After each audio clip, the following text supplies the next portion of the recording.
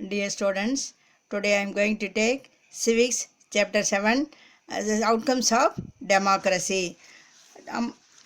There are different types of government in the world.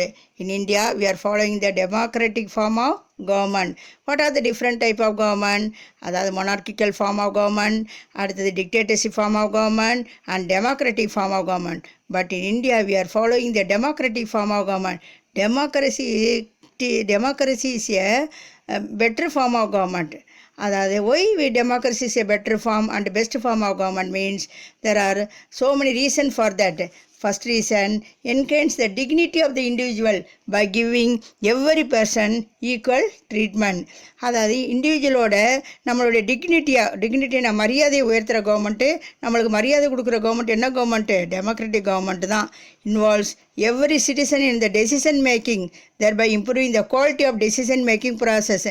Decision making நம்ம கையில் தான் எல்லாமே முடிவு இருக்குது. ஒரு கவர்மெண்ட் சரியில்லையா, அதனால் அடுத்த தடவை வேறு கவர்மெண்ட்டை மாற்றுறதுக்கு நம்ம கையில் இருக்குது. அதான் என்கேஸ் த dignity of individual and also and involves every citizen in the decision making, thereby improving the quality of decision making process.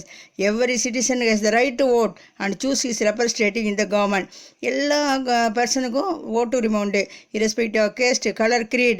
Those who are completed the age of 18 years, they have the right to vote. Next, it is an effective form of government as it provides room to correct its own mistakes and resolves conflicts amicably. ஏதாவது ஒரு பிரச்சனை இருந்தால் ஒரு சுமூகமான தீர்வு காணக்கூடிய government வந்து democratic government தான். above all, democratic government is people's own government. இது நம்ம கவர்மெண்ட், அதாவது பீப்புள் என்ன நினைக்கிறாங்களோ அது மாதிரி ஆட்சி அமைக்க மக்களுக்கு உரிமை உண்டு. அதனால தான் democracy is a better form of government. Over 100 countries of the world today claim and practices some kind of democratic politics. They have formal constitution, they hold elections, they have parties and they guarantee rights of citizens. அதை democratic கவர்மெண்ட்டில் அதை constitution frame பண்ணுறது, election 5 வருஷத்துக்கு ஒரு தடவை நடத்துறது, அது எல்லாம் டெமோக்ராட்டிக் கவர்மெண்ட்டாக இருந்தாலே என்ன இருக்கும்? பொலிட்டிக்கல் பார்ட்டிஸ் இருக்கும், மக்களுக்கு ரைட்டு எல்லா ரைட்ஸுமே இருக்கும், rights of citizens. While these features are common to most of them, these democracies are very much different from each other in terms of their social situation, their economic achievement and their cultures. Democratic government is an accountable, responsible and legitimate government. What do you mean by accountable government? Democracy produces an accountable government which is answerable to the people or to the parliament. Democratic கவர்மெண்ட்டில் அதாவது என்னதாக இருந்தாலும் மக்களுக்கு answer பண்ணி ஆகணும், மக்களுக்கும் பார்லிமெண்ட்டுக்கும் அது answer பண்ணி ஆகணும். It is a democracy. People elect the representative who form the government. Democratic கவர்மெண்ட்டில் பீப்புள் தான் ரெப்ரசன்டேட்டிவ் எலெக்ட் பண்ணுறாங்க, அவங்க தான் கவர்மெண்ட்டை வந்து ரெப்ரசன்டேட்டிவ் ஃபார்ம் பண்ணுறாங்க. People have a choice to change the government in the next general election if they are not satisfy with its working. பீப்புளுக்கு right இருக்குது, ஒரு கவர்மெண்ட் சரியில்லைன்னா அதை மாற்றுறதுக்கு பீப்புளுக்கு ரைட் இருக்குது. அடுத்த எலெக்ஷனில் வேறு கவர்மெண்ட்டை கொண்டு வரதுக்கு பீப்புளுக்கு ரைட் இருக்குது. அதான் accountable government. Next, it is a responsive government. It is a people's government. So it has to be responsive to the needs and expectation of the citizens. It helps in the formation of public opinion. It provides a mechanism for citizens to hold the government accountable and allow them to take part in the decision making directly or indirectly. They have to right to criticize and question the government policies. இது மக்களுடைய response. மக்களுக்கு என்ன தேவையோ அதில் பூர்த்தி செய்யணும். அந்த கவர்மெண்ட்டை பொறுத்து ஒரு கவர்மெண்ட்டை நம்ம ஃபார்ம் பண்ணுறோம், நம்ம தான் எலெக்ட் பண்ணுறோம்.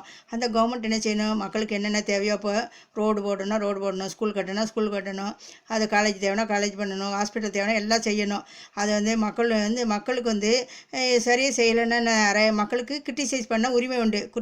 அதை குற்றஞ்சொல்ல கவர்மெண்ட்டை ஏற்று சொல்கிறதுக்கு மக்களுக்கு உரிமை உண்டு. அதான் responsive government. Next one, it is a legitimate government. A democratic government is a legitimate government as it is elected by the people. Its powers are limited by the constitution in a democratic country. அது democratic countryனால எல்லா பவரும் இப்போ ஆட்சி செய்கிறவங்களுக்கு கிடையாது. அது யார் அந்த கான்ஸ்டியூஷன் அதை லிமிட் பண்ணிடும், பவரை வந்து லிமிட் பண்ணிடும். the government has to follow norms and rules while making any decision. ஏதாவது ஒரு டெசிஷன் எடுக்கணும்னா கவர்மெண்ட் வந்து ஒரு ரூல்ஸ் அண்ட் ரெகுலேஷன்ஸ் ஃபாலோ பண்ணணும். அவங்க இஷ்டத்துக்கு எதையும் செய்ய முடியாது.